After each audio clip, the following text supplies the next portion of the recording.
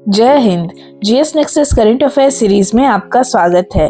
हाल ही में सतीश धवन अंतरिक्ष केंद्र में तीसरे लॉन्च पैड की मंजूरी दे दी गई है। तो आइए आज के भाग में इस विषय पर विस्तार से जानते हैं। शुरू करते हैं खबरों के साथ। केंद्रीय मंत्रिमंडल ने 16 जनवरी 2025 को श्रीहरिकोटा में सतीश धवन अंतरिक्ष केंद्र में तीसरा लॉन्च पैड स्थापित करने की मंजूरी दे दी है।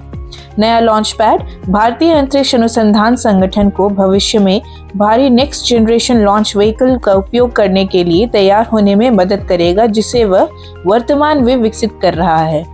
अब हम सतीश धवन अंतरिक्ष केंद्र के बारे में जानते हैं। SDSC देश का एकमात्र स्पेस पोर्ट है जहां से अंतरिक्ष यान और उपग्रह प्रक्षेपित किए जाते हैं।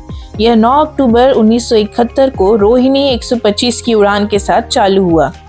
इसे शुरू में शार यानी कि श्रीहरिकोटा रेंज के नाम से जाना जाता था, लेकिन सितंबर 2002 में गणितज्ञ और इसरो के पूर्व अध्यक्ष सतीश धवन के सम्मान में अंतरिक्ष केंद्र का नाम बदलकर सतीश धवन अंतरिक्ष केंद्र शार कर दिया गया।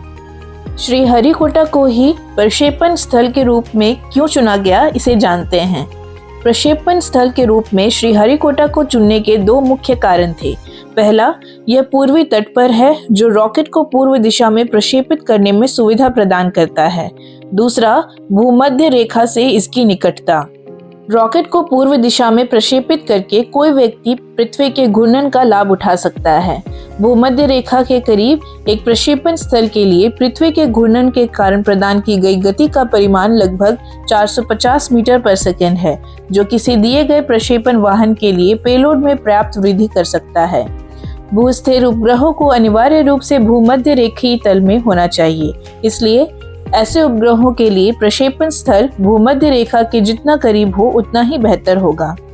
यह जगह एक बड़े पैमाने पर निर्जन क्षेत्र है और समुद्र के करीब है। इससे यह सुनिश्चित करने में मदद मिलती है कि प्रक्षेपण वाहनों या रॉकेटों का उड़ान पथ पूरी तरह से समुद्र के ऊपर हो, ताकि अलग किए गए रॉकेट हार्डवेयर का प्रभाव बिना किसी बाधा के उच्च समुद्र पर हो सके। अब हम सतीश धवन के बारे में जानते हैं। धवन एक भारतीय रॉकेट वैज्ञानिक थे जिन्हें भारत में प्रायोगिक द्रव गतिकी अनुसंधान के जनक के रूप में जाना जाता है। 1972 में धवन ने विक्रम साराभाई के बाद इसरो के अध्यक्ष का पद संभाला था। अब हम इसरो के बारे में जानते हैं। इसरो को पहले भारतीय राष्ट्रीय अंतरिक्ष अनुसंधान समिति कहा जाता था। यह समिति की स्थापना 1962 में भारत सरकार द्वारा की गई थी। भारत के अंतरिक्ष कार्यक्रम को संस्थागत बनाने के लिए 1969 में इसरो का गठन किया गया। इसरो का मुख्यालय कर्नाटक के बेंगलुरु में है। इसरो ने भारत का पहला उपग्रह आर्यभट्ट बनाया, जिसे 1975 में सोवियत संघ द्वारा लॉन्च किया गया था। डॉक्टर विक्रम अम्बाला साराभाई को भारतीय अंतरिक्ष अनुसंधान संगठन के संस्थापक के रूप में जाना जाता है। आज के लिए इतना ही।